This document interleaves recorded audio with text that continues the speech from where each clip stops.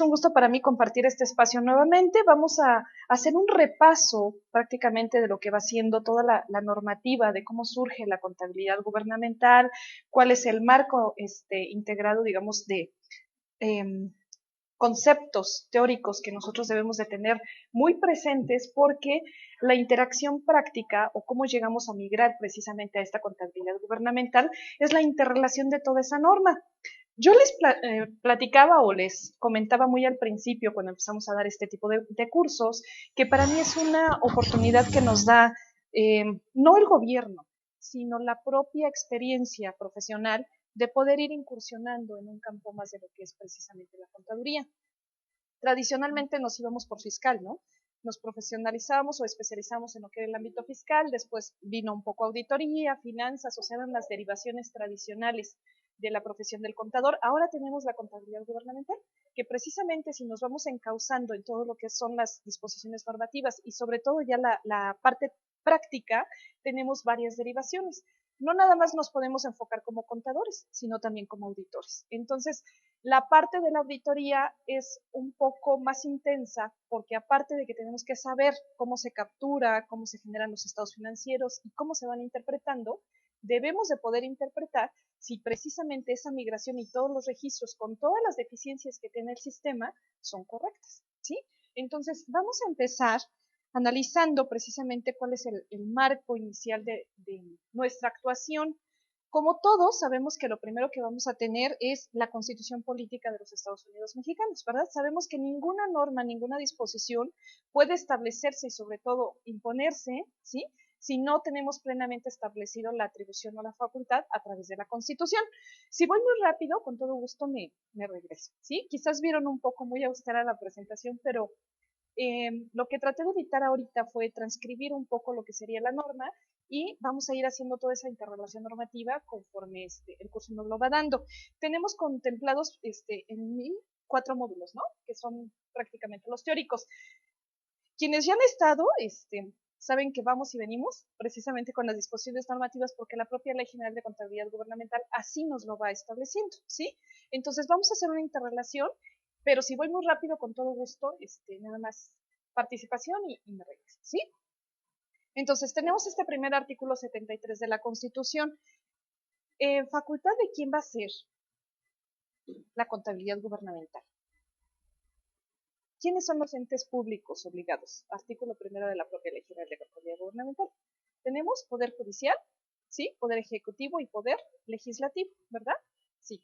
Poder Legislativo es precisamente el Congreso, porque el Congreso, es pregunta, para que empecemos a entrar en temas, ¿sí? Bueno, el Congreso, porque finalmente lo que vamos a tener es una cuenta pública, ¿sí? La cuenta pública es de quién? Del Poder Ejecutivo, prácticamente, ¿sí? ¿Quién se los autoriza? El Poder Legislativo, ¿a través de qué? Del presupuesto de ingresos y obviamente la ley de ingresos. Entonces, llevamos una secuencia y vamos a tener que, si hablamos, por ejemplo, de recursos federales, ¿sí? Que en términos generales, de ahí proviene todo lo que es la armonización, ¿sí? De una perspectiva del gobierno federal de poder realizar y unificar toda la información financiera que se estaba generando en el ámbito nacional.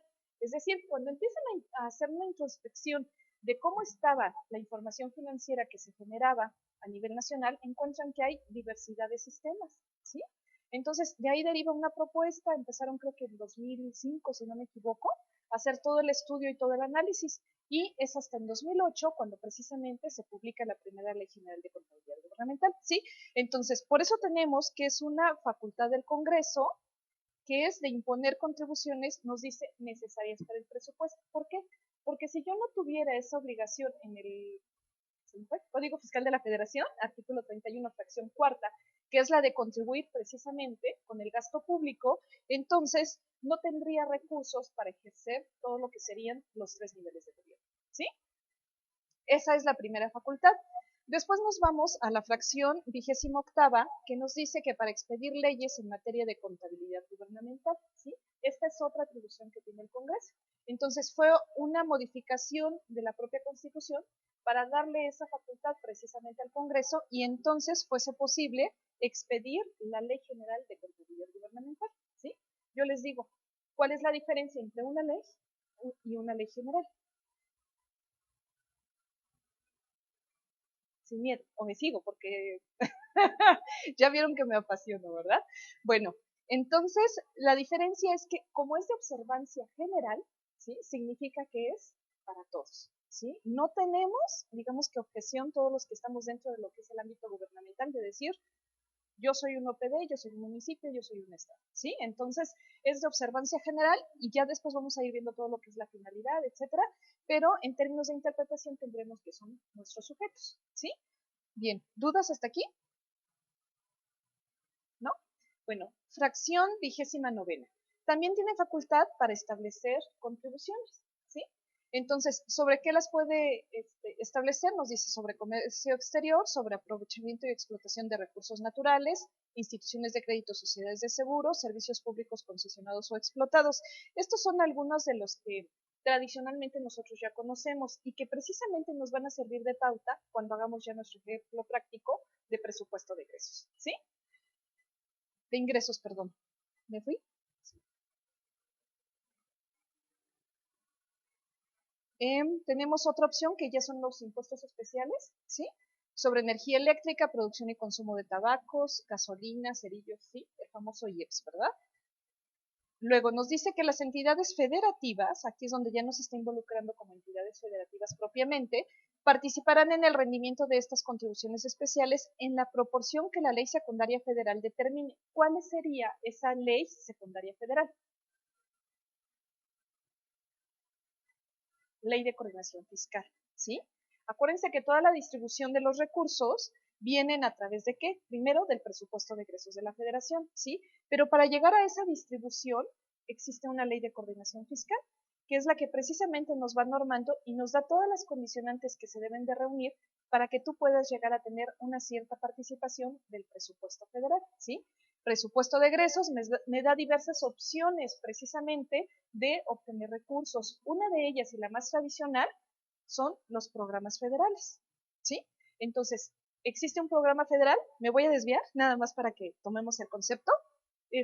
Tenemos un programa, el más común, por ejemplo, Seguro Popular, que quizás es de dominio público, ¿sí? Y entonces todos los estados que tengan interés deberán de suscribir un convenio con la federación, ¿sí? Un convenio de colaboración. En ese convenio se describen todas las condicionantes, se establece el monto de los recursos que la federación te va a aportar, las fechas de erradicación, los objetivos a cumplir, la población objetivo, todos los requisitos, ¿sí? Y posiblemente publique reglas de operación al respecto o lineamientos, depende del programa. Entonces, cuando ya existe toda esa secuencia y toda esa aplicación de los recursos por parte del Estado, entonces ya está incurriendo ¿en qué? En una obligación de registrar contablemente la aplicación de todos los recursos. Y entonces van a ver cómo la propia Ley General de Contabilidad Gubernamental nos va a ir llevando a toda esa interacción para llegar hasta la publicación de la cuenta pública. Entonces, podemos hablar de una cuenta pública a nivel municipal, estatal o hasta la cuenta pública federal, que va a ser precisamente el objeto final de todo lo que es la administración contable. ¿Sí?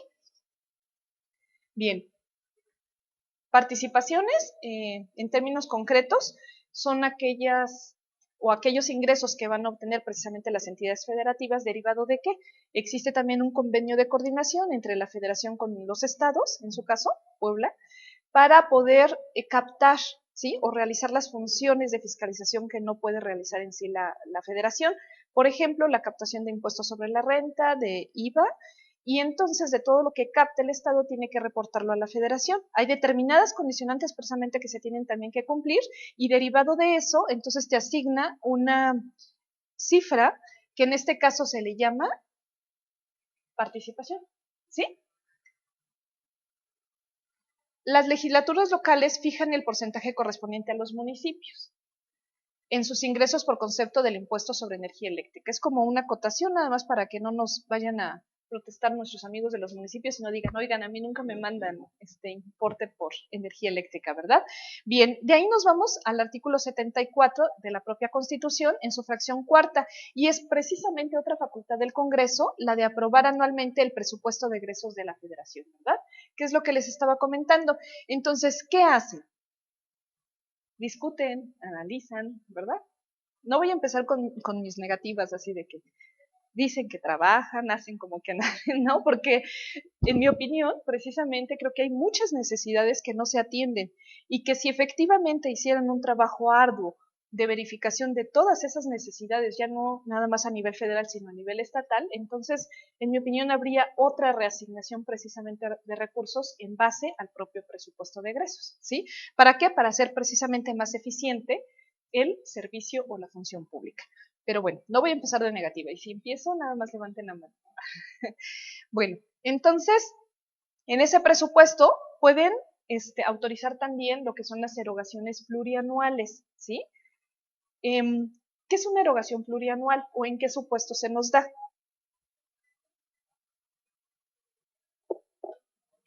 ¿Mm? Obra pública, por eso lo retomo, ¿sí? Y por eso busco precisamente al inicio los perfiles, como les comentaba, porque hablando de obra pública, es posible que exista una obra, ¿sí?, determinada que no se puede concluir por las características de la propia obra en un ejercicio, ¿sí?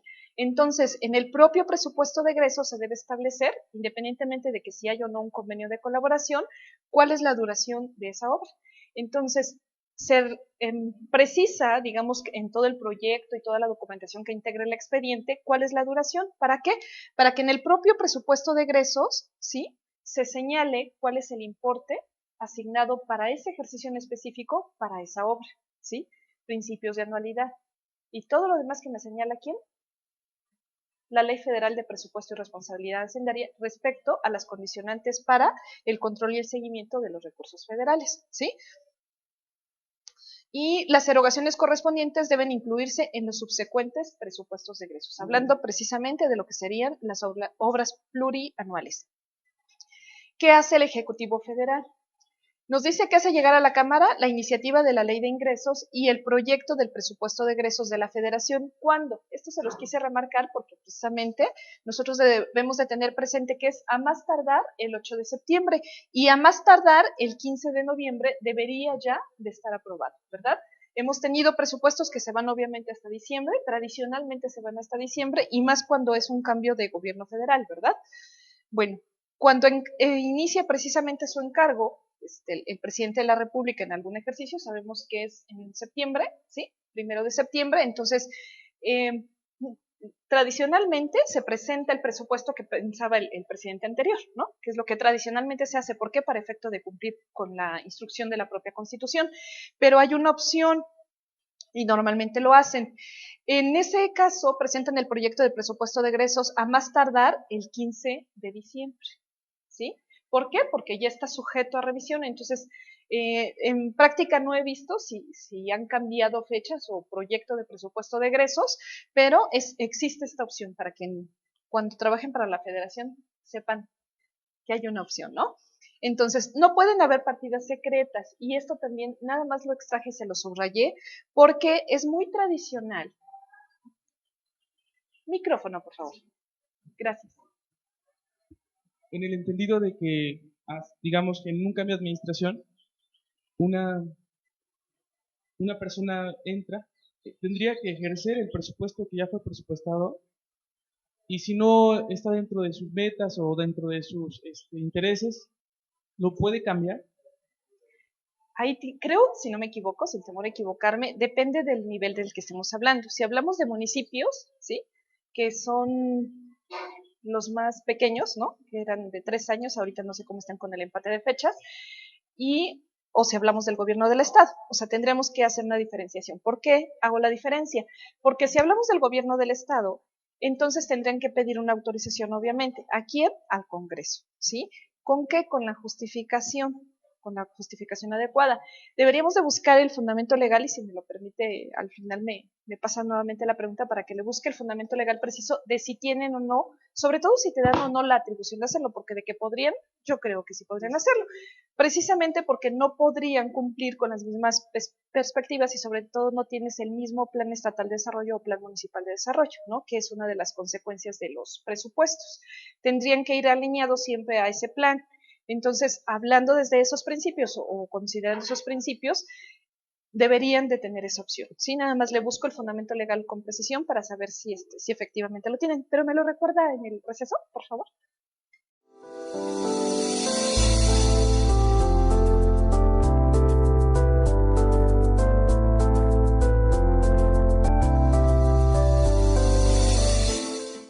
Bien, entonces, como les comentaba el día de ayer, aquí en la página ya no es factible localizar todos los documentos que anteriormente venían. Lo que teníamos era una publicación de 2011, luego tuvimos una publicación de 2013 y luego hubieron dos adecuaciones en 2014.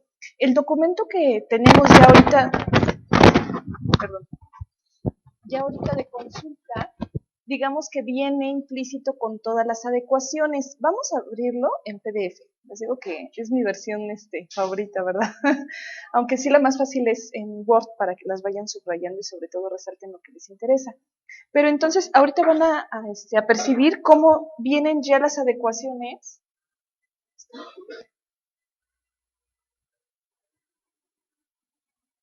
¿No quiere que trabajemos hoy?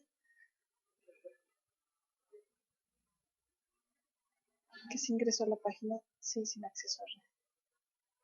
Si no los bajamos, ya lo tenemos en Word.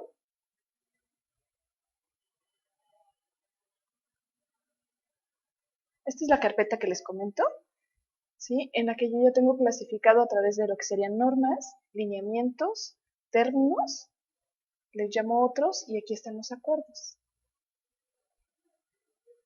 Yo sí tengo las versiones anteriores. Fuimos haciendo ya una desagregación de todo lo que fueron las publicaciones. Vamos a ir viendo, bueno, ya que la página no nos lo permitió ahorita, vamos a ir viendo ya por tipo de publicación que tuvimos y en su momento, ¿sí? Estos son los lineamientos para la elaboración del catálogo de bienes inmuebles. ¿Se acuerdan que nos lo mencionaba precisamente ayer la normativa? Entonces, como siempre, vamos a tener primero la identificación de qué tipo de documento es. Decíamos, tenemos que identificar si es un acuerdo, un lineamiento, ¿sí? Una disposición, nada más como una regla, ¿sí? O cualquier otro tipo de documentos que nos están publicando. Este es un lineamiento, ¿sí? Entonces, se denomina lineamientos para la elaboración del catálogo de bienes inmuebles que permite la interrelación automática con el clasificador por objeto de gasto y la lista de cuentas. Fue publicado cuando? El 15 de agosto del 2012.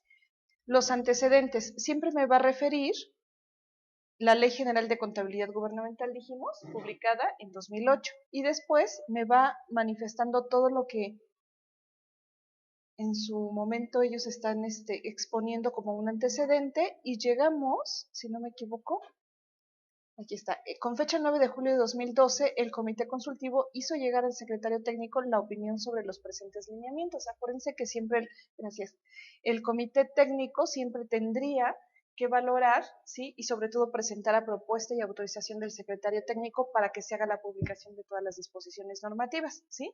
Los esquemas de la distribución de la norma, o en este caso de lineamiento, es la introducción, el fundamento legal, los objetivos, el alcance, el contexto conceptual, el clasificador por objeto del gasto, el plan de cuentas, la relación del catálogo de bienes con el clasificador por objeto de gasto y el plan de cuentas, la interrelación contable presupuestal del clasificador por objeto de gasto con las cuentas contables de los bienes inmuebles, el sistema de cuentas nacionales, la estructura básica y el capítulo primero que son los aspectos generales.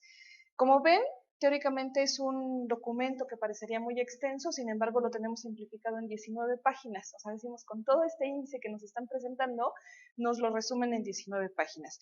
Bueno, como introducción nada más vamos a tener que es un instrumento de la Administración Financiera Gubernamental y que deben de registrar, decíamos ayer, de forma armónica, delimitada y específica todas las operaciones contables y presupuestarias, ¿verdad? Los voy a poner a leer, ¿no? Bueno, nos dice, el sistema está conformado por un conjunto, dijimos, ¿de qué? De registros, procedimientos y que nos va a permitir, ¿sí? O que el sistema se debe de asegurar de que cumpla con todas estas recomendaciones. Por eso es que ayer les decía, era el primer documento, el marco conceptual, después nos vamos obviamente a la Ley General de Contabilidad Gubernamental y nos fueron desagregando ya en los demás documentos o complementando para que no se nos olvide todos los requerimientos que debe de tener el sistema. Bien, el fundamento legal va a ser ¿cuál? El artículo 41 de la Ley General de Contabilidad Gubernamental. Por eso les digo, tal vez me voy a adelantar un poquito, pero ya habíamos denominado ayer que teníamos un lineamiento al respecto.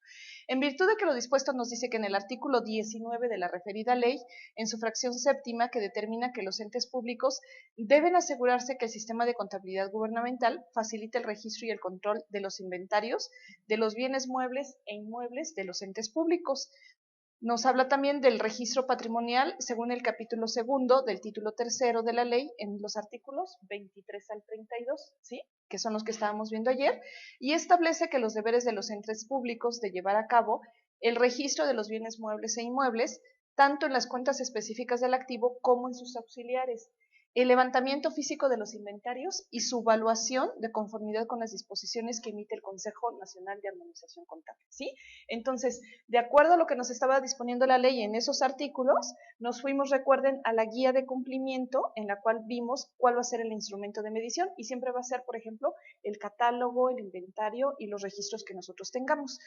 Entonces, para que sepamos o para unificar todos los registros a nivel nacional respecto a la armonización contable, nos publican estos lineamientos y nos dan precisamente primero el marco legal. Refiere también el artículo 4 en su fracción 20 y nos dice que define los inventarios como la relación o la lista de bienes muebles e inmuebles y mecanismos comprendidos en el activo, la cual debe mostrar la descripción de los mismos códigos de identificación y sus montos por grupos y clasificaciones específicas, que es lo que veíamos, ¿no?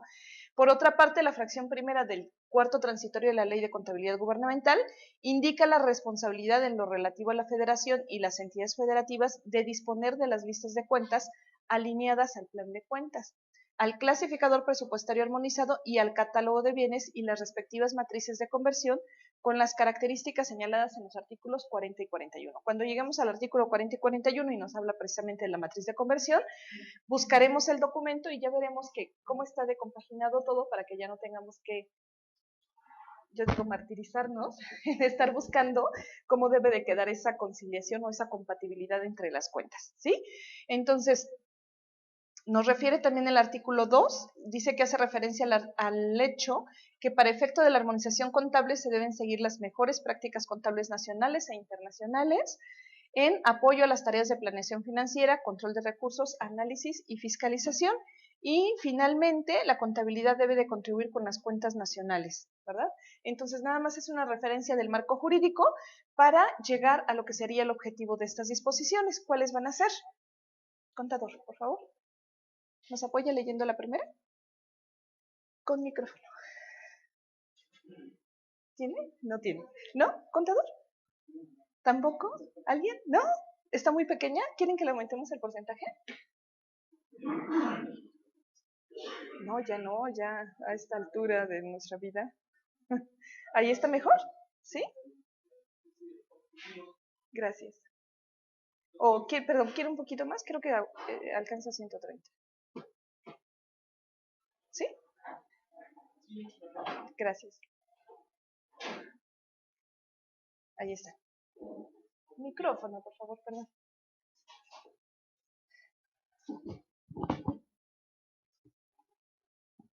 Objetivos. Los principales propósitos del catálogo de bienes inmuebles son los siguientes: establecer criterios uniformes y homogéneos para el registro, control, fiscalización e identificación de los bienes muebles, Inmuebles. de los bienes inmuebles. ¿Sí? Entonces, gracias. Ese es el primer objetivo, ¿no? Establecer criterios uniformes y homogéneos, ¿sí? Siempre en todas las normas o en todas las disposiciones vamos a encontrar que uno de los primeros objetivos es unificar, armonizar, estandarizar, ¿sí? El segundo, contadora, por favor.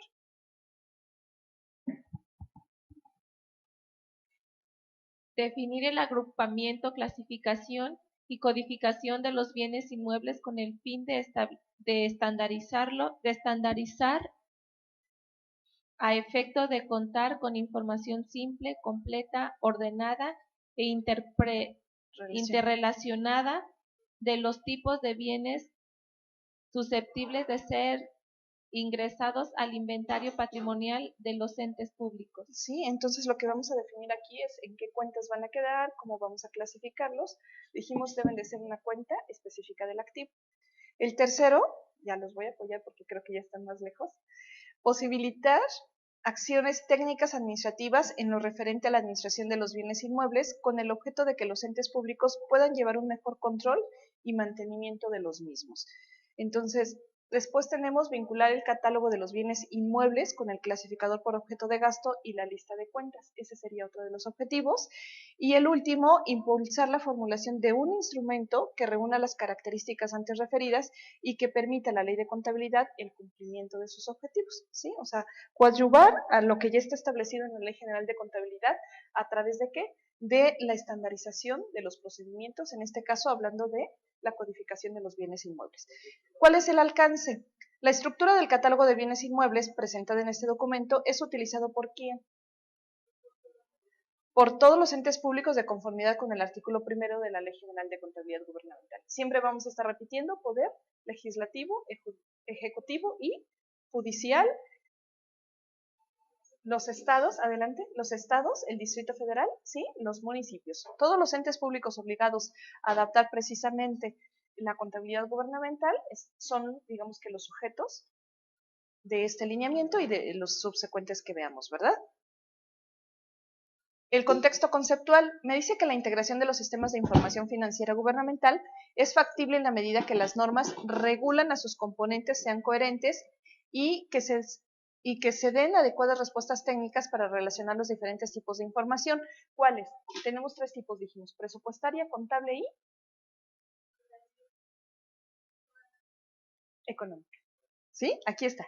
La aprobación de la Ley de Contabilidad Gubernamental en su ámbito de aplicación y los contenidos conceptuales, aunado a las atribuciones que le otorga el CONAC, aseguran la uniformidad normativa y técnica del sistema. Entonces, el sistema de contabilidad de los entes debe sustentarse en elementos que favorezcan el acoplamiento automático a los siguientes conjuntos: el clasificador, el plan de cuentas, el catálogo de bienes y las cuentas económicas, ¿sí? Nos dice, en resumen, deben tenerse en cuenta las siguientes selecciones. Y aquí está. En el clasificador por objeto del gasto que vamos a encontrar un sistema de clasificación industrial, nos dice de América del Norte, que se traduce en ¿qué? En un catálogo de bienes, ¿sí? Esto nos va a llevar a ¿qué? Al clasificador por objeto del gasto, que prácticamente se convierte en el listado de cuentas o plan de cuentas, y se traduce en ¿qué? En un manual de estadística de las finanzas públicas del Fondo Monetario Internacional y en el sistema de cuentas nacionales de la ONU, ¿sí? Por eso es internacional. Es lo que les comentaba ayer, que una de las causas o de los motivos de querer armonizar nuestra contabilidad es porque ya México tiene que cumplir con estándares internacionales. Entonces, se trata de unificar. Por eso tenemos tal vez alguna incompatibilidad cuando ya empezamos a ver toda la desagregación del plan de cuentas o del catálogo de cuentas. De repente hay algunas, ¿no? Vale el término otra vez, hay alguna cuenta que tradicionalmente nosotros no ocupábamos en todo lo que eran nuestros registros contables o presupuestales, ¿no? Porque nada más llevamos una contabilidad presupuestal, vuelvo a insistir. Entonces, ahora que ya se adapta el plan de cuentas, empiezas a ver toda la desagregación. Vamos a hablar concretamente, por ejemplo, de las famosas dietas, ¿no? Que es el primer concepto que nos está hablando ya del Poder Legislativo. Entonces, si llevaban ya tradicionalmente las asignaciones, desconozco la verdad cuál era el catálogo de cuentas anterior que manejaba el Poder Legislativo, pero ahora ya tenemos con precisión que son dietas, ¿no? O sea, su concepto de todas las percepciones que ellos reciben no se llaman sueldos, ¿sí? No se llaman honorarios, no se llaman, no sé, cualquier otro término que tengamos relacionado, se llaman dietas y es el término concreto. Entonces ya está identificando y precisando todas las cuentas que nosotros debemos de registrar. Si voy muy rápido igual me dicen, ¿sí? Para los que se acaban de incorporar, estamos viendo los lineamientos para el catálogo de bienes inmuebles, que fue lo que dijimos el día de ayer. Entonces, con respecto al clasificador por objeto del gasto, nos dice que este registra los gastos que se realizan en el proceso presupuestario y reúne en forma sistemática y homogénea todos los conceptos de gastos descritos, permitiendo obtención de información para el análisis y seguimiento de la gestión financiera gubernamental, además de que posibilita un adecuado registro y exposición de operaciones, facilitando así la interrelación con las cuentas patrimoniales. ¿Por qué? Porque nosotros teníamos un catálogo de cuentas. Aquí en Puebla, por ejemplo, manejamos, les decíamos ayer, un manual de normas y lineamientos para el ejercicio del presupuesto. Entonces, publicaban el manual y aunado al manual publicaban el catálogo de cuentas, ¿sí? Quienes hemos trabajado más o menos ya en ejercicios constantes o con entes públicos, entonces sabemos que normalmente nuestro catálogo de cuentas se divide ¿en qué? En capítulos. Y esos capítulos tienen diferentes acepciones. Creo que agarré el que no sirve, ¿verdad? ¿Sí? A nivel estatal estamos hablando hasta el capítulo 6,000. A nivel federal, ¿no escuchó? 9,000, ¿sí? Entonces, ¿qué tenemos que hacer? Adaptarnos al nuevo catálogo de cuentas, ¿sí?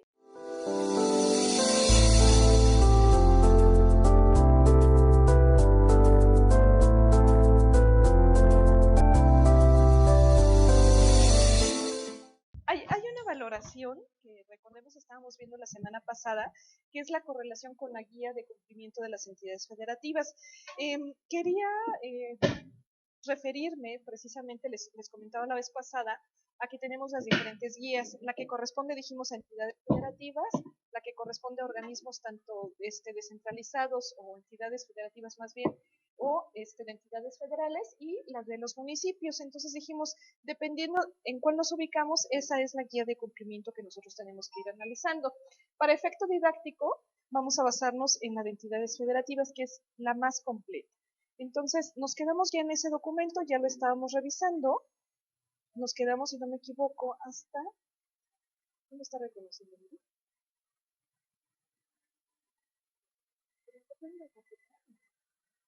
¿Qué tiene vínculos? ¿Sí? ¿Sí? ¿Es que tiene vínculos? Bueno, aquí lo tenemos en Excel.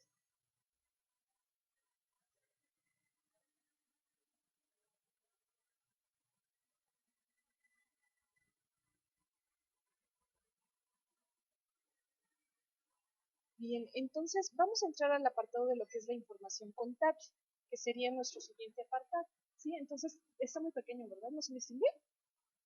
Bueno, entonces vamos a tener esta parte que es la información financiera. Nosotros dijimos que tradicionalmente veníamos manejando ya estados financieros y estados presupuestales. Ahora con la nueva Ley General de Contabilidad Gubernamental, para mí se intensifica un poco sí el trabajo respecto a los estados financieros que se tienen que generar.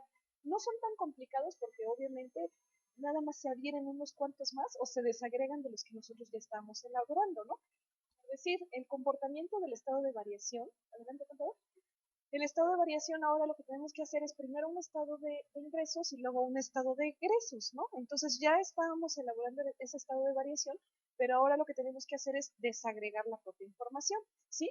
Obviamente para irnos a esta guía de cumplimiento, si tenemos, está un poco lenta.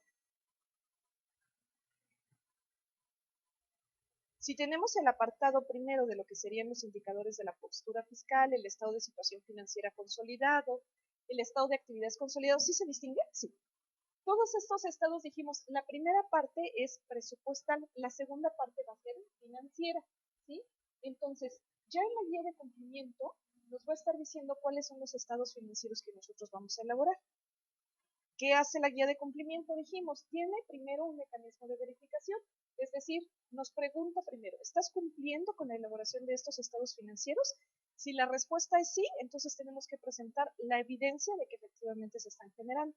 Si la respuesta es no, entonces lo que necesitamos hacer es establecer un compromiso de cuándo se van a empezar a elaborar, ¿sí? Volvemos a regresarnos. Para efecto de las entidades federales, o más bien de las dependencias y entidades federales y estatales, ya es obligatorio, ¿sí? Para los municipales empieza la obligación a partir del ejercicio 2015. Adelante.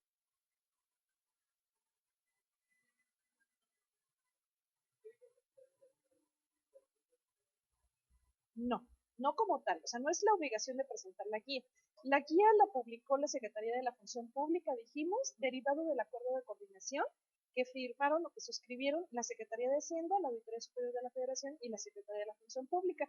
Entonces, dentro de lo que es el contexto de la Ley General de Contabilidad Gubernamental, viene un apartado donde una de las obligaciones de la Secretaría, ¿no?, es estar monitoreando el cumplimiento. Entonces, tradicionalmente, ya lo que es ahorita Auditoría Superior de la Federación y Secretaría de la Función Pública, lo que hacen es tratar de facilitarnos o darnos las herramientas para unificar, ¿sí?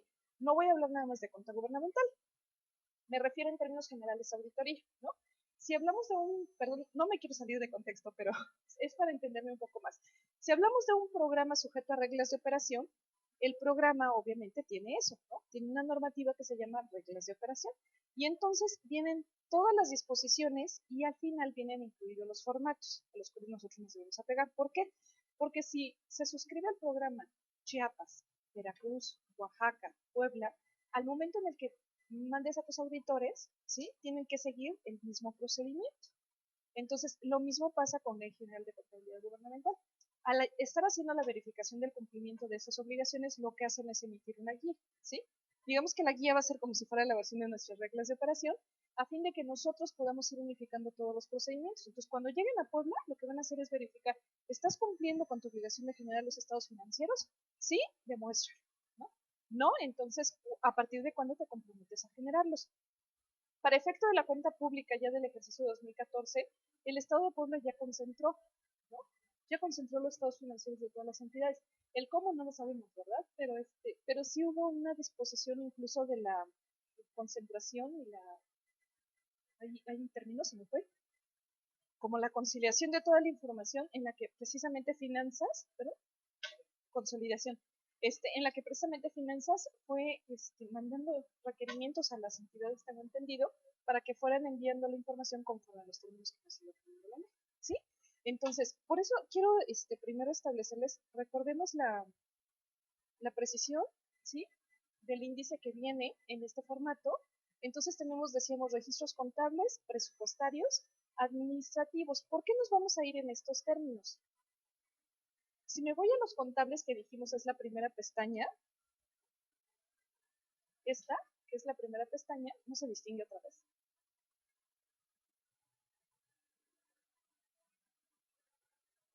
¿Sí? Estábamos hablando entonces del plan de cuentas, o la lista de cuentas, del manual de contabilidad y de las cuentas específicas de activo de los bienes muebles e inmuebles, ¿se acuerdan?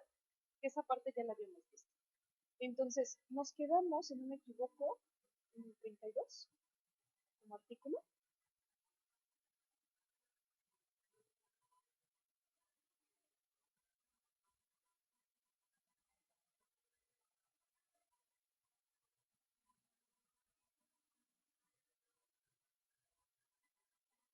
¿Sí? Esta es la pregunta, digamos que inicial de la parte financiera.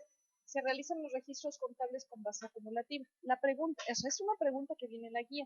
La respuesta te la va a dar el mismo sistema, porque dentro de los requerimientos del sistema es que te va acumulando todas las operaciones. Entonces, conforme yo voy registrando, dijimos, en el mes de enero, para llegar al mes de junio ya tengo acumulados todos los movimientos, ¿sí? Entonces, esta respuesta va de la mano con el sistema, pero deben de verificarla, que efectivamente te acumule, porque también te acumula, pero lo hace mal, ¿no? ¿No les pasó? ¿No? Ay, perdón.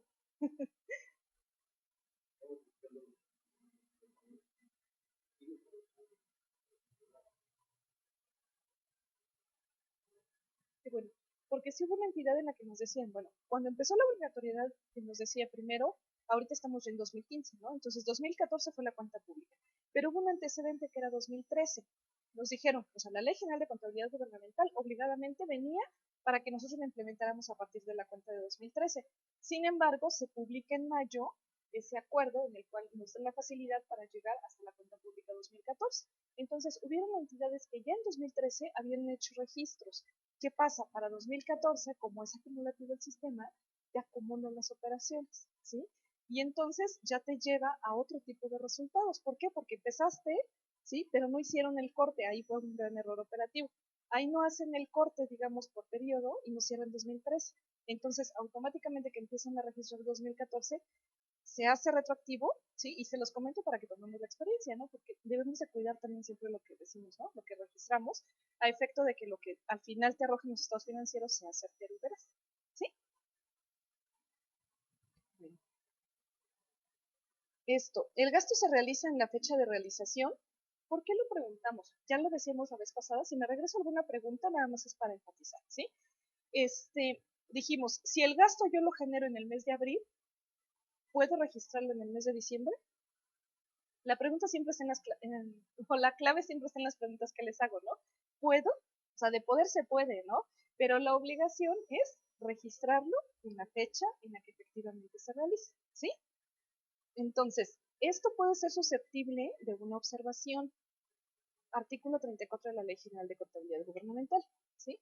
Recuerden que siempre me gusta ir correlacionando para que tengamos la disposición normativa.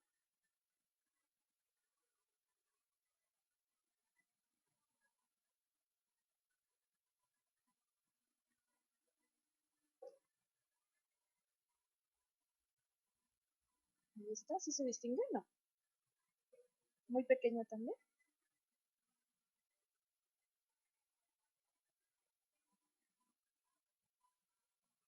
Entonces, el fundamento legal nos dice, los registros contables de los entes públicos se llevan con base acumulativa, la contabilización de las transacciones de gastos se hace conforme a la fecha de realización. Ahí están las dos preguntas y las dos obligaciones, ¿sí? Primero, entonces, registrarlo con base acumulativa y segundo, en la fecha de realización. Nos dice, independientemente de la de su pago, ¿sí? Y la del ingreso se registra cuando exista jurídicamente el derecho de cobro, que esto es uno de los momentos de los ingresos, ¿sí? Entonces, hablando ya concretamente de ingresos, ¿cuándo vamos a tener jurídicamente el derecho de cobro? Hablando de los momentos de ingreso, ¿cuándo vamos a tener jurídicamente derechos de cobro?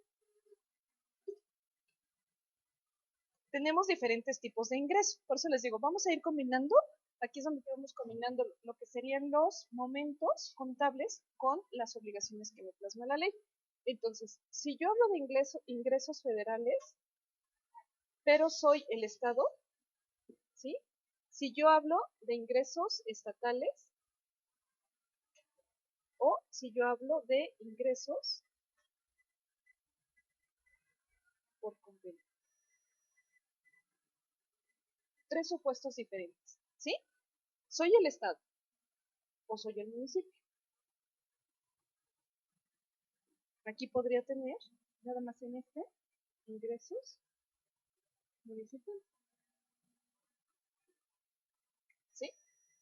¿Por qué? Porque el Estado también, el municipio también puede tener ingresos federales, es posible que tenga ingresos estatales y es posible que tenga algunos por convenio, ¿sí? Y ahí los dejamos abiertos. Pueden ser convenios específicos con alguna dependencia federal, pueden ser convenios por reglas de operación, ¿sí? O pueden ser convenios directamente con alguna dependencia estatal, ¿sí? Depende del tipo de ingreso. Bueno, entonces aquí el momento de registro es cuándo, o la pregunta era, ¿cuándo yo tengo jurídicamente el derecho de cobro?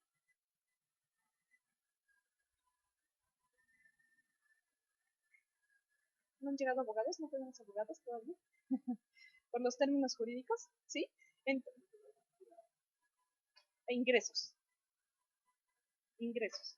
Por eso me gusta cambiarles los términos, porque de repente empezamos y nos vamos mecanizando con los términos de gasto. Ahorita vamos a ingresos.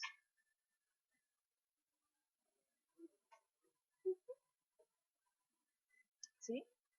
Entonces, esta es nuestra primera fuente de ingresos. Jurídicamente, ¿a partir de cuándo? Del presupuesto. Puede ser el federal o puede ser el estatal, ¿sí? Si estoy hablando de un convenio, entonces, aquí pueden haber dos momentos, ¿sí? Y es cuando nosotros debemos de diferenciar. El primero, que puede ser la fecha de la suscripción del convenio, ¿sí? Y el segundo puede estar condicionado con la radicación de los recursos. ¿Qué te dice la federación en los convenios? ¿Sí? Tradicionalmente. Nos está indicando que se compromete a entregar recursos, ¿sí? Para tal o cual proyecto o tal o cual programa. Entonces, te dice, ¿quién es la personalidad, no? Acreditan primero la personalidad de los que intervienen, etc. Y una de las cláusulas, lo primero que siempre te va a establecer es la condicionante de aperturar una cuenta específica, productiva, decíamos. Entonces, cuando yo Estado o municipio cumpla con esa obligación de aperturar la cuenta específica productiva para el programa o recurso, ¿sí? Ya estoy acreditando que ellos entonces pueden proceder a la radicación de los recursos. Pero ese es un requisito para que la federación ya cumpla, ¿sí? Jurídicamente, desde el momento en que estoy suscribiendo el convenio, tengo la obligación de registrar el ingreso, ¿sí? ¿Cuáles son los momentos del ingreso? Les estoy combinando de una vez para que ya nos vayamos y veamos el tema, ¿sí? ¿Vamos bien? ¿Quién me dice cuáles son los momentos del ingreso?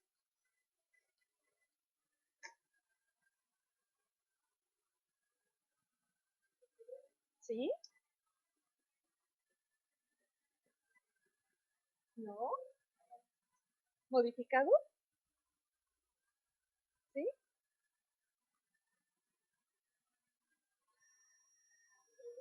¿Recaudado? ¿Me falta uno?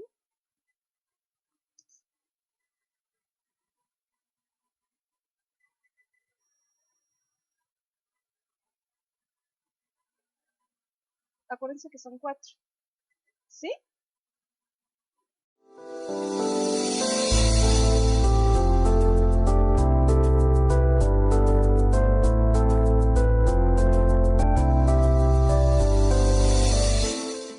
Bueno, organización y el objeto social. Se va a informar sobre el objeto social, la principal actividad, el ejercicio fiscal y el régimen jurídico. Adelante. ¿Del ente? Ajá. No lo vamos a tener. O sea, por eso les decía, ahorita mi ejemplo fue concretamente a un ente, porque sí, porque ahí voy a tener precisamente un decreto de creación, ¿no? Una fecha de publicación en un diario oficial. Pero hablar del Estado, por ejemplo, o sea, ¿cuándo se creó el Estado de Puebla, no? Cuando la Secretaría de Finanzas lo presente, ¿no? Y yo retomaría acá lo que me decía anoche el contador. Tal vez para efectos del ente, o sea, del estado financiero propio del ente, es útil, pero ya cuando hagas la concentración nacional vas a decir, ¿no? Del municipio, del estado, ¿no? O sea, es muchísima información. Pero bueno, yo sugiero que para el supuesto de los municipios también tal vez tengamos que referir la ley orgánica, ¿sí? Tal vez el artículo de la Constitución. ¿Por qué existe el municipio? Primero dijimos por la Constitución Política de los Estados Unidos Mexicanos. Tendrá que referirse a la Constitución del Estado, ¿sí? En su caso, y ya propiamente la Ley Orgánica Municipal, ¿no? Que sería propiamente el documento jurídico que le da la creación del ente, ¿no? No es un decreto o un reglamento. Es mi sugerencia. Vamos a regresar al mismo supuesto de finanzas y del orden, ¿no? Bueno, se informa sobre el objeto social. Propiamente no tenemos un objeto social. ¿Por qué? Porque no es como tal vez en los fideicomisos sí, ¿no? Ahí va a tener un objeto social, pero el ayuntamiento, los estados, las dependencias de estado no tienen un objeto social. ¿Estamos de acuerdo? La principal actividad, ¿cuál sería? Ustedes que son OPD, sí, tal vez sí tienen un objeto social concreto. El DIF tal vez, ¿no? Que es la asistencia social. Adelante. Pero cualquier secretaría de estado no tiene un objeto social. Si nos vamos a la definición de objeto social como tal, ¿sí? Ahí necesitaríamos un vocabulario, ¿sí? Para entender qué quiso decir la autoridad con cada uno de los conceptos, ¿sí? Los dejo más confundidos, ¿verdad, contador? ¿No? Lo veo así como que no muy convencido. Luego, el ejercicio fiscal, ahí sí indudablemente no tenemos mayor problemática, y el régimen jurídico. ¿Qué es un régimen jurídico de un ente? ¿O cuál va a ser el régimen jurídico?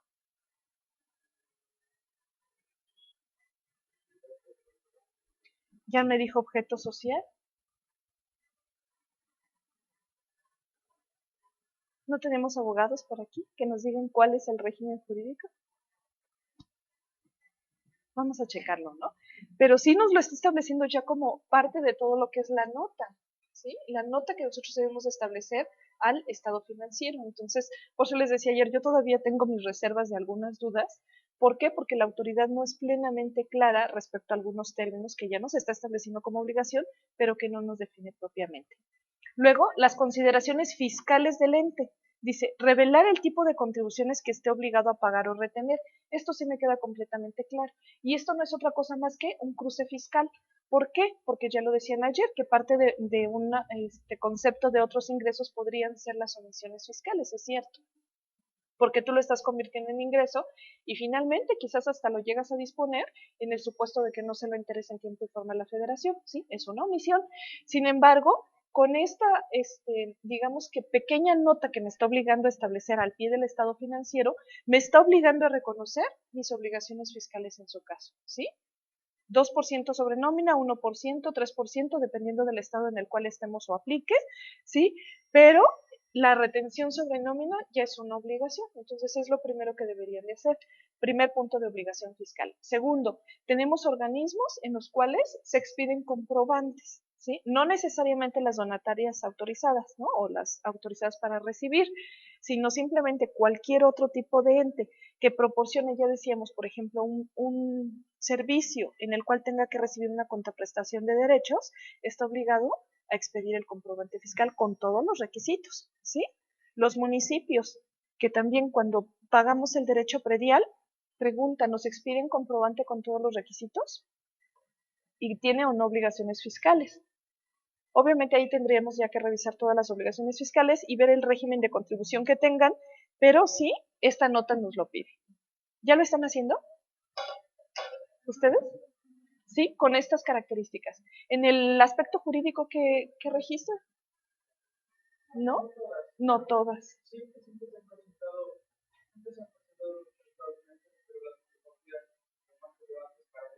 Ujú.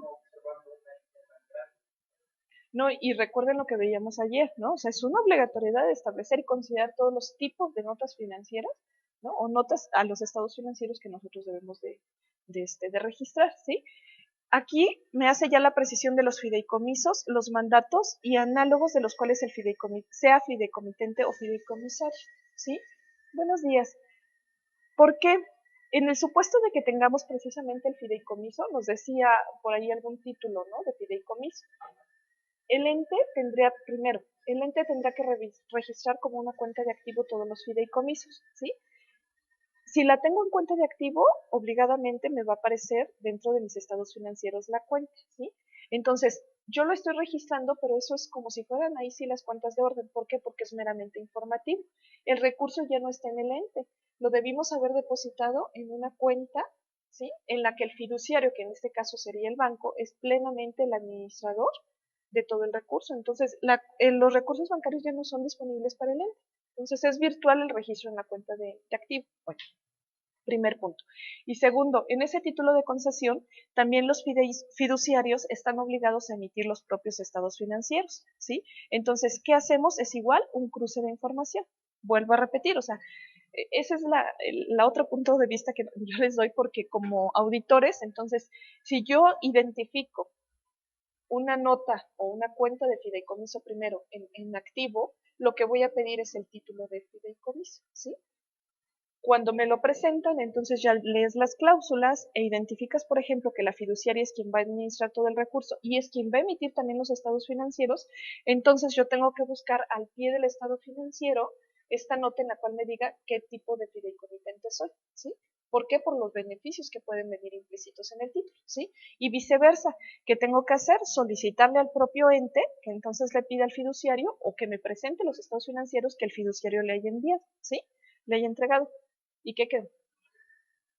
El fiduciario casi nunca manda o entrega estados financieros, o los entrega muy a su manera. ¿Por qué? Porque obviamente ellos ya no están obligados a presentarlos conforme a la Ley General de Contabilidad Gubernamental, y deberían, ¿no?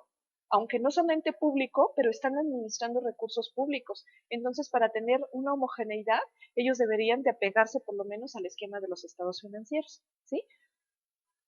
Luego, las bases de preparación de los estados financieros. Refleja mucho, ¿verdad? Lo que les decía que no se distingue. ¿No quieren de este lado mejor? Yo creo que por la luz, como gusten, pero ¿quieren que lo ponga un poquito más grande la pantalla? ¿Sí? ¿Ahí está bien? Y ya les voy leyendo de acá. Bueno, me habla de las bases de preparación de los estados financieros. Se debe informar si se ha observado la normatividad emitida por el CONAC y las disposiciones legales aplicables, ¿sí? Me voy a confesar solito. Yo voy a decir, los presentes estados financieros fueron elaborados conforme a las disposiciones establecidas y publicadas por CONAC, ¿no? La normatividad aplicada para el reconocimiento, evaluación y revelación de los diferentes rubros de la información financiera, así como las bases de medición utilizadas para la elaboración de estados financieros, por ejemplo, el costo histórico, el valor de realización, el valor razonable, es decir, mencionar, ¿no? Cuando lleguemos al apartado de la determinación de costo en el supuesto de que me apliquen los estados financieros, entonces yo tendré que referir qué tipo de evaluación es la que estoy utilizando, ¿sí? Los postulados básicos, indudablemente. Entonces, si estoy refiriendo ya aquí toda la normatividad y el reconocimiento de las normas publicadas por CONAC, automáticamente para mí estaría reconociendo, o va implícito, los postulados básicos. La normatividad supletoria, en caso de emplear varios grupos de normatividades, son normatividades supletorias. Dice, deberá realizar la justificación razonable correspondiente, su alineación con los postulados básicos de contabilidad gubernamental y las características cualitativas asociadas descritas en el manual de contabilidad. ¿Sí? ¿Por qué? Porque decíamos, si hay alguna normatividad que no esté plenamente descrita en la ley, ¿sí? En estas disposiciones, por ejemplo, el caso de las depreciaciones, entonces yo tendría que ocupar normatividad supletoria, ¿sí? Es una opción, me decía, el supuesto de las depreciaciones. Entonces yo le sugería, ¿no? En ese supuesto yo me puedo ir a código o a ley fiscal y entonces ahí establezco. ¿Por qué? Porque esas ya son disposiciones plenamente reconocidas y establecidas, los porcentajes de depreciación. Entonces, reconocería a través de una nota al propio estado financiero, ¿sí? ¿Cuál es la normatividad supletoria? Y en este caso, el por qué lo estoy utilizando como una normatividad supletoria, ¿sí? Los veo como confundidos, como que no me creen mucho. Para las entidades que por primera vez estén implementando la base de vengado de acuerdo a la ley de contabilidad de verano, ¿sí? Municipios que van a hacer o van a estar en este supuesto. Revelar las nuevas políticas de reconocimiento, su plan de implementación, revelar los cambios en las políticas, la clasificación y medición de las mismas, así como su impacto en la información financiera. Entonces, todo lo que nos decían ayer de todo el trabajo que les costó adaptar su nueva contabilidad, lo podemos decir acá. Y entonces aquí desahogamos a todas nuestras frustraciones respecto a la nueva organización contable, ¿no? Les empezamos a decir, ¿no? El hecho de que hubiéramos armonizado los estados financieros, comprende. ¿Qué tiene, contador? Adelante. Buenos días.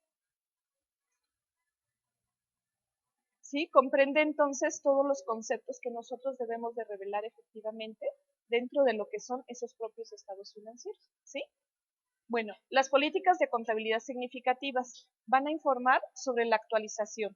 Se informa el método utilizado para la actualización del valor de los activos, pasivos y la hacienda pública o patrimonio y las razones de dicha elección, así como informar de la desconexión o reconexión inflacionaria.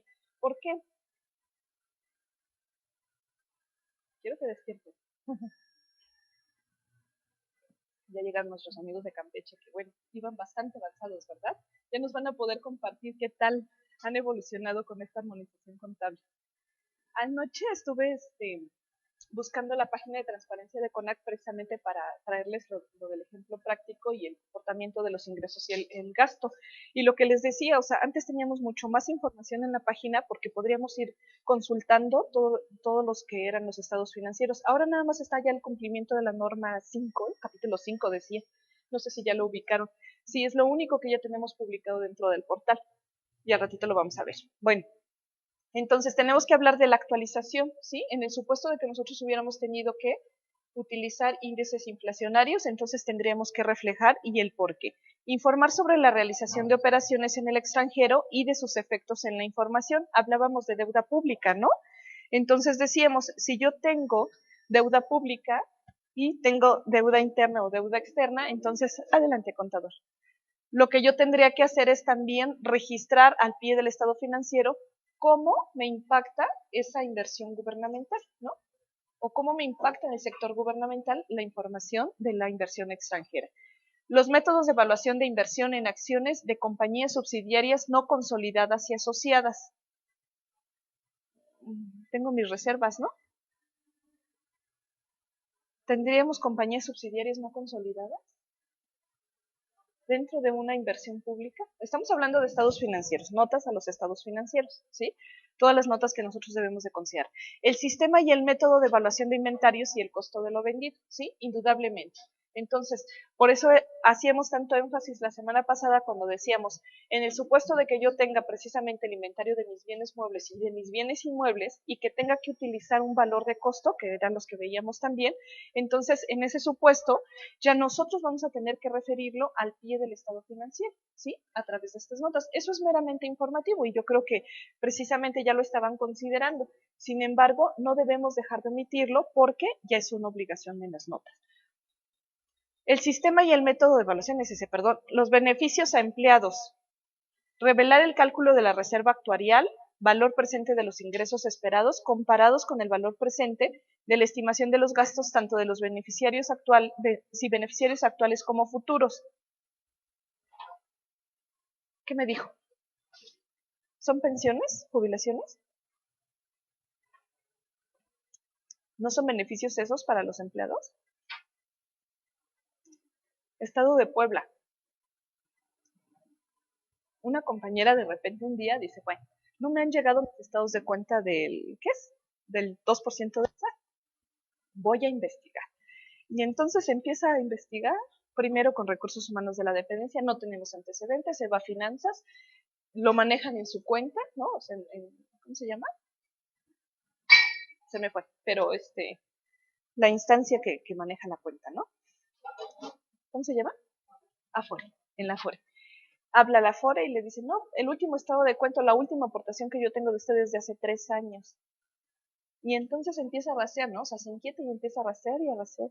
Y resulta que el gobierno del estado, inteligentemente, crea una cuenta del fideicomiso y ahí manda ahorita todas las aportaciones del 2% de los trabajadores, ¿sí? Están en esa cuenta del fideicomiso. Entonces los trabajadores jamás te enteraste, ¿no? Y todo el producto que está generando entonces las cuentas ya no se están viendo en las cuentas individuales. Sí, de ese tamaño. Entonces, precisamente por eso yo hago énfasis en esta, o sea, y se los comento como acotación, ¿por qué? Porque las figuras, que era lo que yo les platicaba la semana pasada también, las figuras para poder distraer todos los recursos que propiamente, primero sí son propiedad del gobierno, pero en segunda que tal vez no lo son, ¿por qué? Porque aquí son propiedad de los empleados, ¿no? Hablando igual o haciendo el comparativo, valga, con las retenciones y las contribuciones a enterar, porque aquí lo que nosotros tendríamos entonces, ¿sí? Es reconocer cuáles son esos beneficios que yo le di a los empleados. Si estábamos hablando, por ejemplo, del famoso capítulo 1000, entonces dentro del capítulo 1000 tendría un apartado para decir cuáles son los beneficios que le estoy entregando a los empleados. Y hay organismos que tienen infinidad de prestaciones, ¿sí? Hay organismos que me dicen que por contrato colectivo obviamente han llegado hasta 30, 40 tipos de prestaciones. Entonces, todas esas prestaciones tendrían que referirse al pie del estado financiero. ¿Por qué?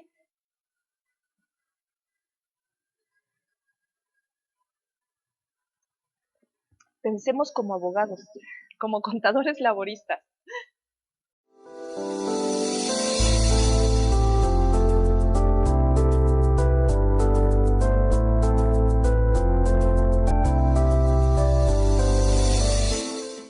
Si no, solamente yo me escucho.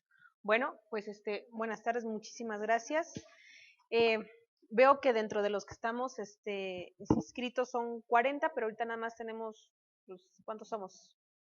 6, ¿no? 7. Yo imagino es viernes, ya todos cansados de trabajo, pero aún así los felicito por haber ya concluido con esta parte. Me tocó en esta ocasión ser quien concluya. Y antes que todo, aprovechando que somos pocos, sí me gustaría saber, no sé si ya nos habíamos visto antes, hace 3 años me parece que vine a dar el primer curso de contabilidad gubernamental, no sé si ya los había yo visto en esa ocasión, es la primera vez, que bueno, los engaño por primera vez entonces. Como somos pocos, sí me va a dar tiempo quisiera preguntarles a qué nos dedicamos. Empiezo con usted. Roberto Rodríguez Ortega, trabajo en el SOPAP. ¿Qué es el SOPAP? Sistema operador de agua. Estamos en el área administrativa, en el área contable también. Ok, muchas gracias. Buenas tardes, profesora Castro, auditor externo. Auditor externo. ¿Usted? Ricardo Luna, también de SOPA. Lucía Berenice, auditor externo. Gabriela González de SOPAP. Luis Fernando Pérez, también trabajo en SOPAP. Juan Erio, auditor externo. Auditor externo. ¿Muchos de un órgano desconcentrado? Desconcentrado, ¿no? Descentralizado. Bueno.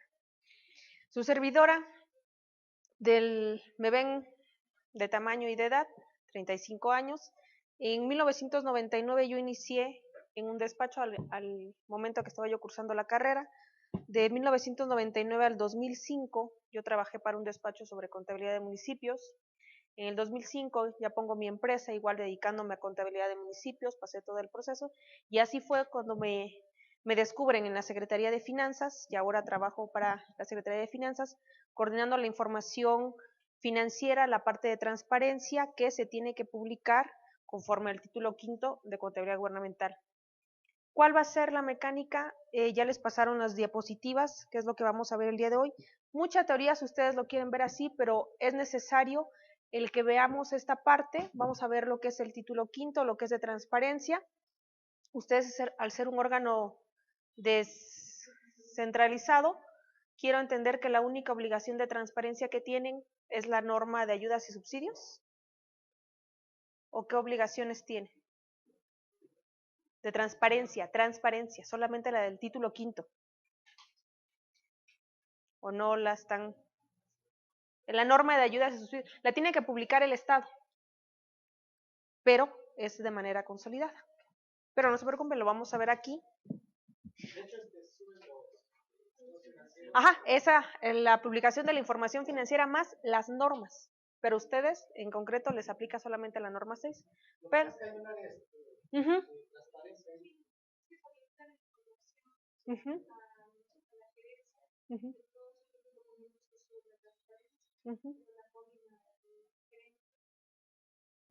el detalle viene en que si han ustedes checado, algunos han leído el título quinto, en parte de las sanciones, involucra no solamente a quienes estén encargados en transparencia, sino que a los que estén inmiscuidos dentro de la parte contable administrativa.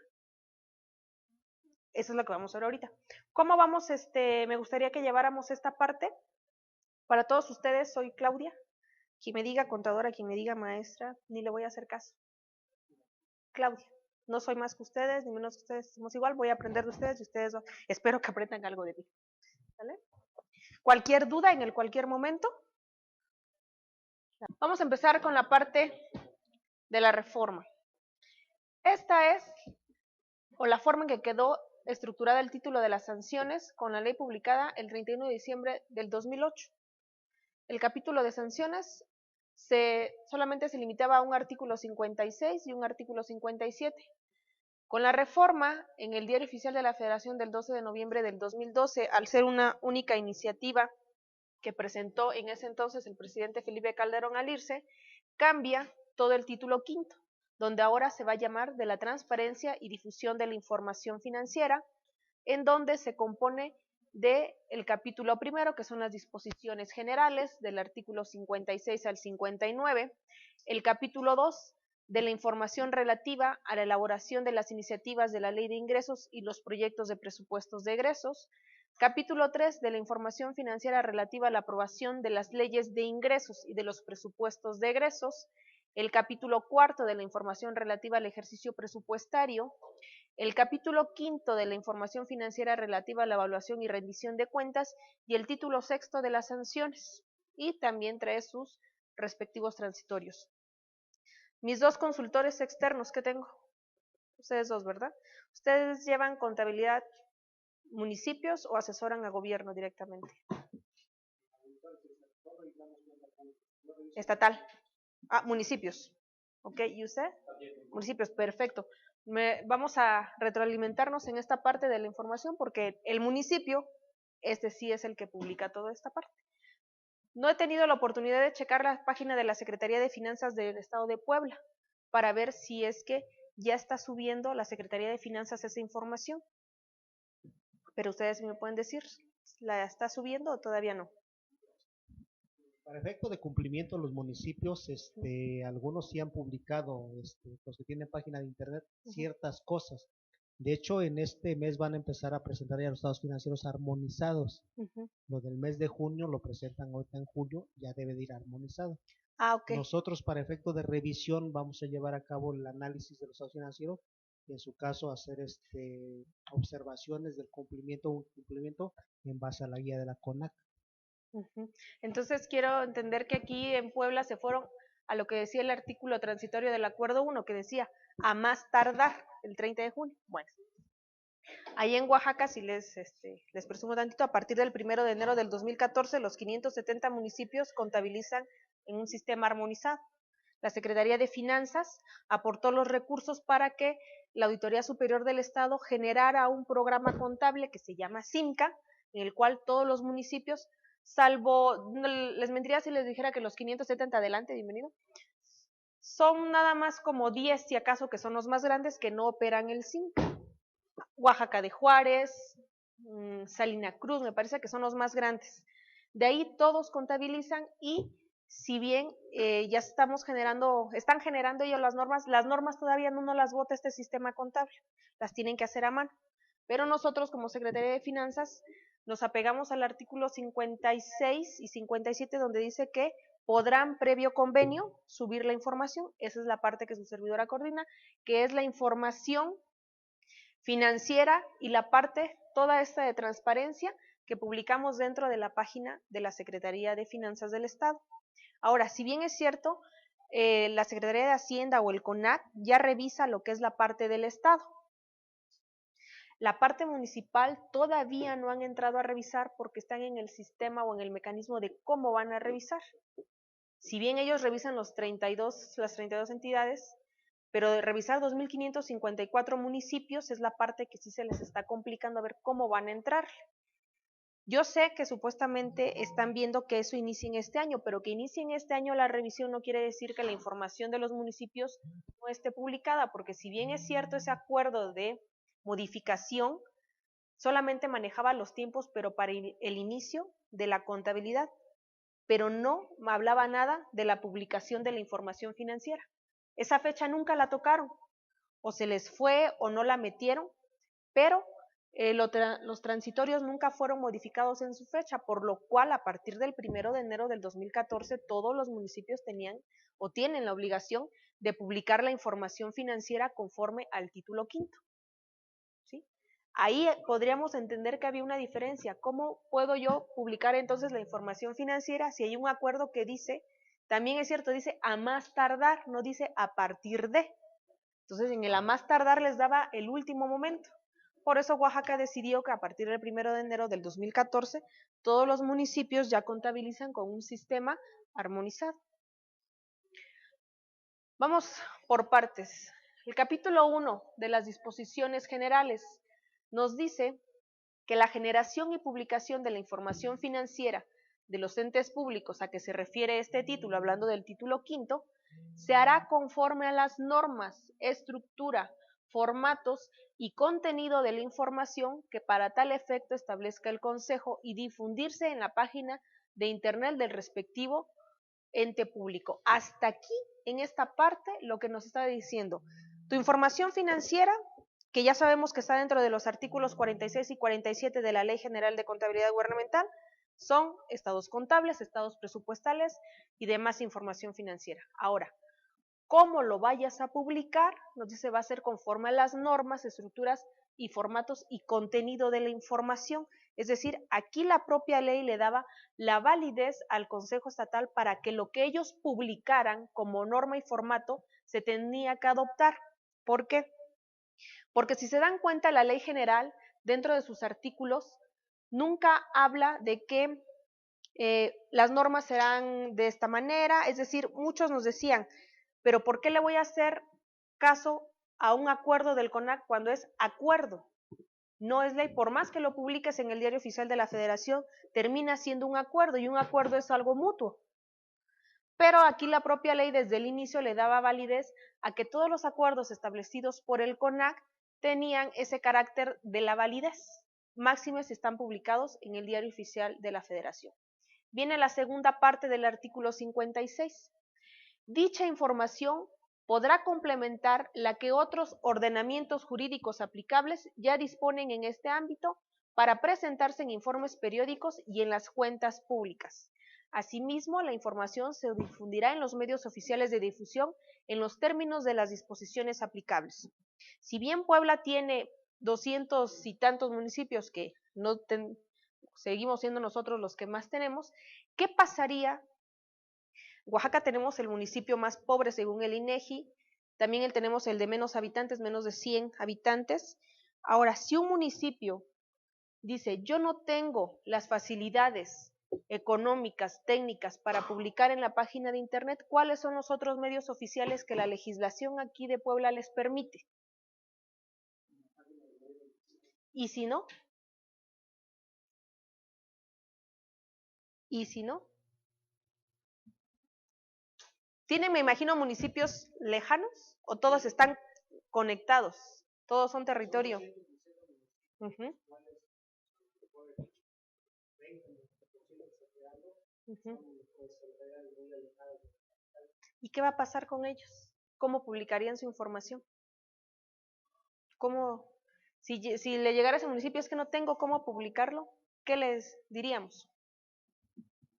Porque de alguna forma tenemos que cumplir con esto.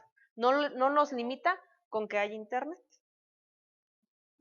La propia ley establece que si no se puede en la página de internet, dice por otro medio de comunicación.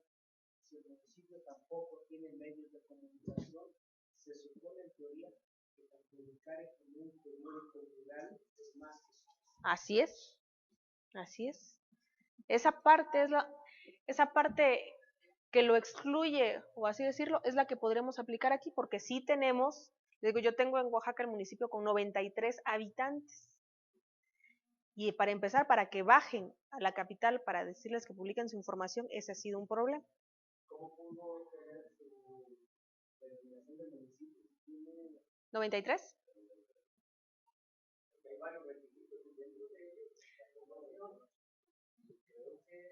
Pero es que no es de ahorita, es un municipio que ya, que tendría, podría, por ley orgánica municipal del estado de Oaxaca, podría fusionarse con otro, pero no lo hace.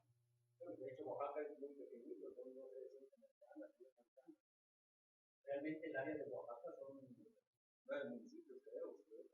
27 municipios de más de 25,000 habitantes y todos los demás menos de 25,000 habitantes, incluido el que tenemos nada más 93 habitantes, conforme al último censo de población del 2010. Lo que es la región Valle. La región Valle. ¿Sí? Una calle nos divide a Santa Lucía del Camino, o sea, son como 4 o 5 del centro, nada más. Bueno, a lo que voy, esta es la parte importante que muchos, al menos en el caso de municipios, hemos topado de que es que yo no tengo, es que ¿cómo lo publico? Agarra y pongo un periódico y ponlo, ese es tu medio, y además a nosotros, me imagino que igual acá, nuestra ley orgánica municipal nos permite, le llaman Gaceta Municipal o cualquier otro medio de difusión. En el... ¿Cuál sería el criterio para que tú digas, no lo puedo publicar a la página, en la página del Estado? Ok. En Oaxaca tenemos la ley de transparencia estatal, en donde en el sujeto obligado, desde entidades y municipios. Pero más abajo en un transitorio tenemos donde dice municipios de menos de 70,000 habitantes que no cuenten con la capacidad económica y financiera podrán publicarlo por los medios que ellos consideren. O sea, sí lo tenemos establecido en ley. Simplemente hay que buscarle la forma de cómo yo subsano esta parte. Por eso aquí mismo te dice, en términos de las disposiciones aplicables. Cada estado tendrá su particularidad.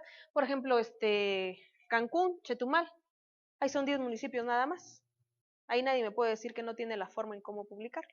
Pero casos, por ejemplo, Oaxaca, Puebla, que sí tenemos ahí sí. Pero eso no nos excluye de lo que lo tengamos que publicar.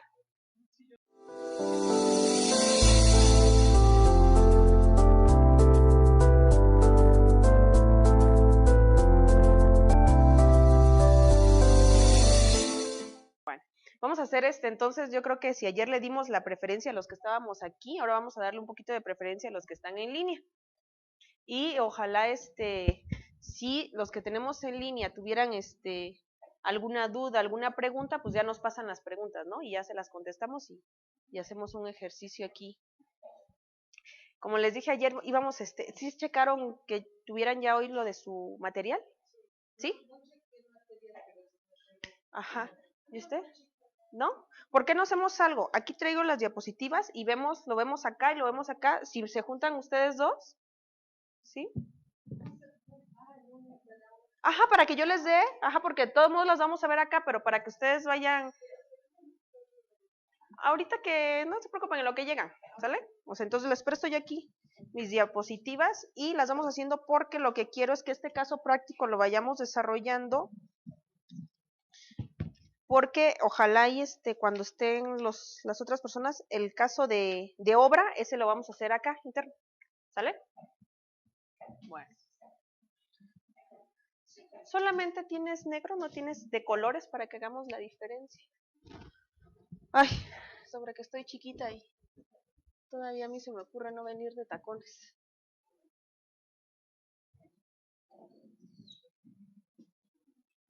Ay, espero que me quepan.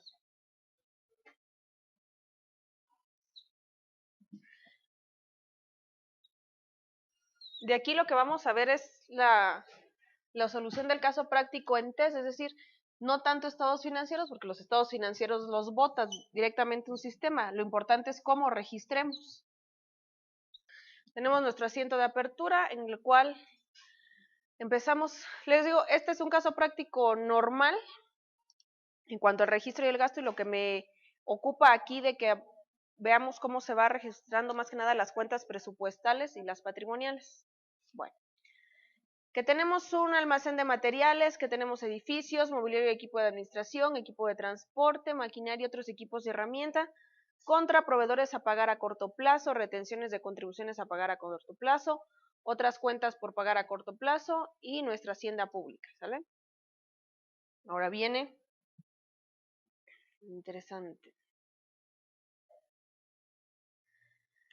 Por el registro de un presupuesto aprobado, aquí vamos a empezar con puros números. 8.2.2, presupuesto de egresos por ejercer con 140, contra presupuesto de egresos aprobado por 140.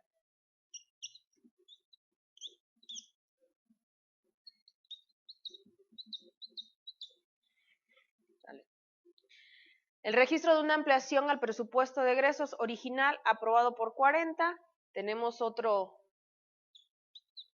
asiento donde cargamos presupuesto de egresos por ejercer contra mi presupuesto de egresos modificado.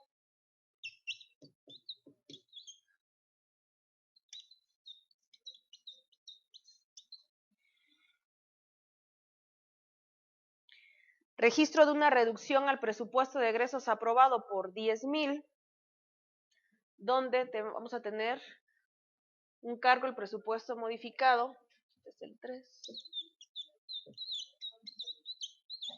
contra un presupuesto de egresos por ejercer con 10,000 en rojo o abonado, como ustedes lo quieran manejar. 822.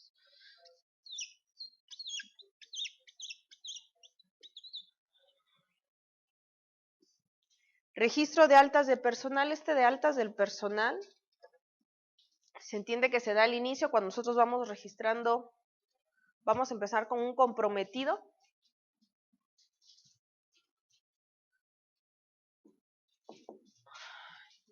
Aquí lo veo mejor. 824, 30. Este es el 4.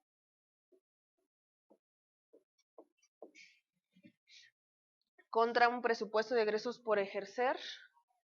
822 por 30.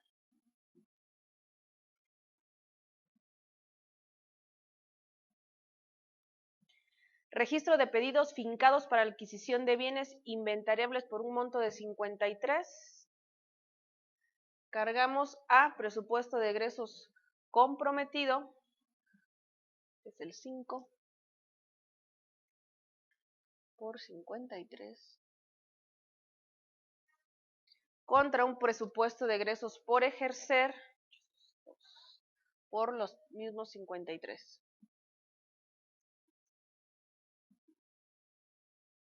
Adelante, adelante. Un registro de un contrato de obra por un monto de 20,000, cargamos a presupuesto de egresos comprometido, 26. Contra un presupuesto de egresos por ejercer, por los mismos 20.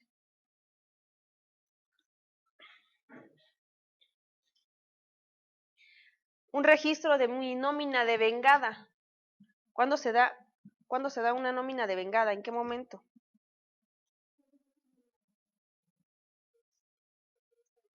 No, devengada. Devengado, porque según los momentos contables, primero viene el devengado. O sea, el día, cuando ya mis empleados ya lo devengaron. Sí, no. O sea, ahí es donde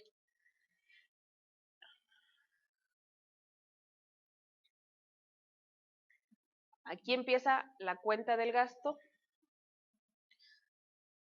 ¿Cuántos unos son? 1, 2, 3. Por 10,000 es el 7.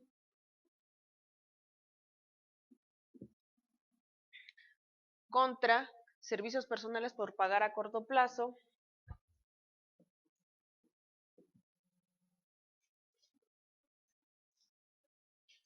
Por los 10.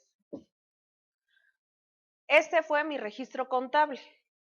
Ese mismo momento me genera un registro presupuestario, que ya es el presupuesto de egresos devengado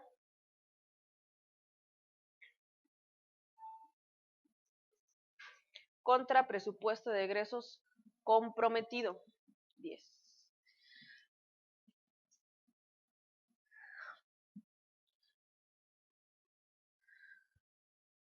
No, ni siquiera forma parte del 7A, es el mismo 7. 7A es otro. Ahora, el registro por la emisión de la cuenta por liquidar certificada contra recibo o documento similar por el monto anterior, ¿cómo se da?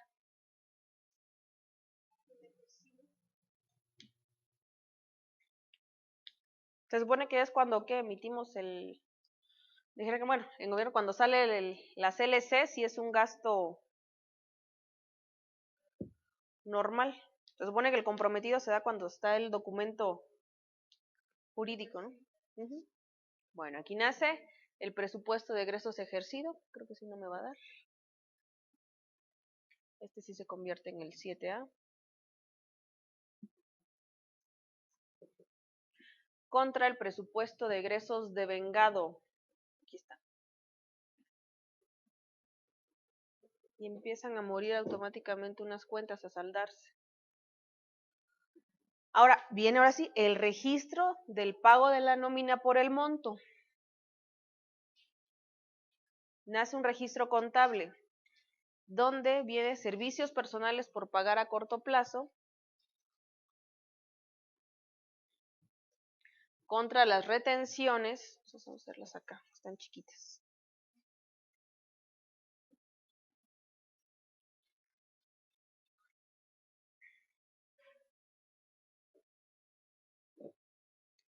Y viene nuestra cuenta financiera.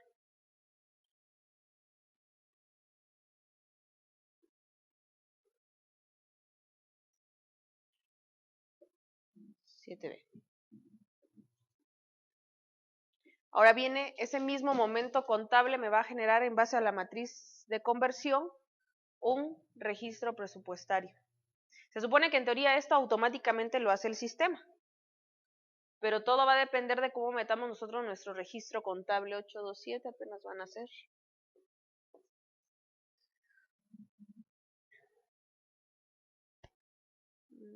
Es el 7B, 7,950.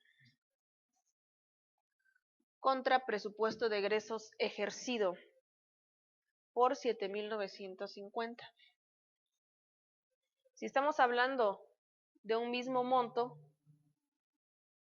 ¿dónde está la diferencia entre 10 y los 7,950?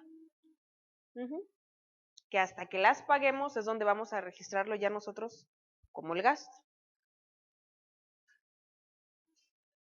Dice, registro del mobiliario y equipo adquirido con recursos presupuestarios comprometidos en el asiento 5, referenciados en el asiento 5, es decir, los 53,000 pesos que teníamos acá. Y viene el registro contable.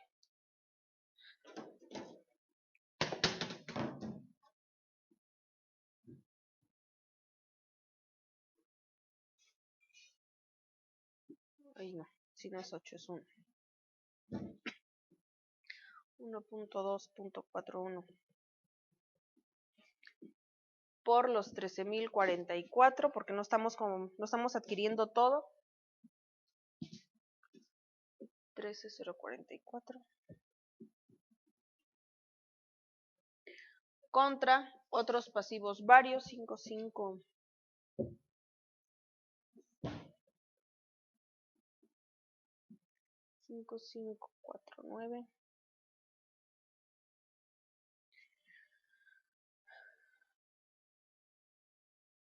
1956 el 8 contra proveedores a pagar a corto plazo.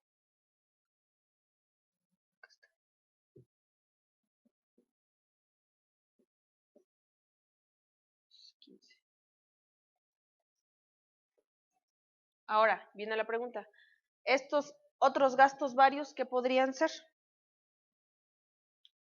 ¿Por qué lo estamos contabilizando como gasto? ¿O qué podría ser?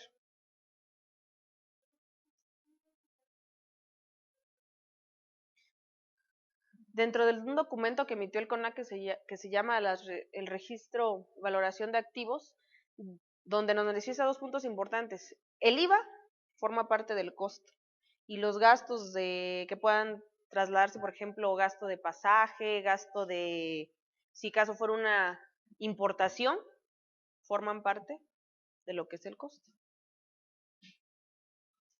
Claro, nada más identificado cuál es de cada uno. Esto en automático por matriz de conversión genera un registro presupuestario en donde se carga presupuesto de egresos devengado por los 15,000 en total contra presupuesto de egresos comprometido, los 15. Estamos en el 8.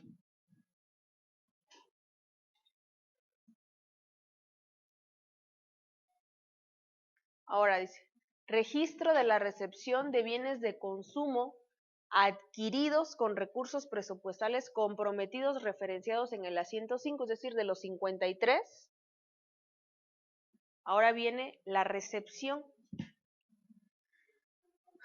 1151. Vamos a ver acá.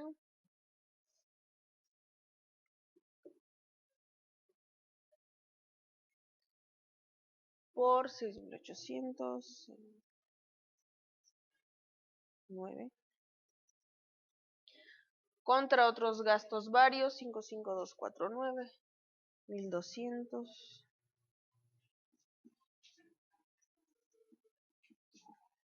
y proveedores por pagar a corto plazo 2112, ¿dónde quedó aquí? Por los 8,000. Sale. Esto a su vez por la matriz de conversión genera un registro presupuestario en donde se carga presupuesto de egresos devengado por los 8,000 contra presupuesto de egresos comprometido por los 8,000. 2824, ¿dónde quedó el 824? Aquí. Sale.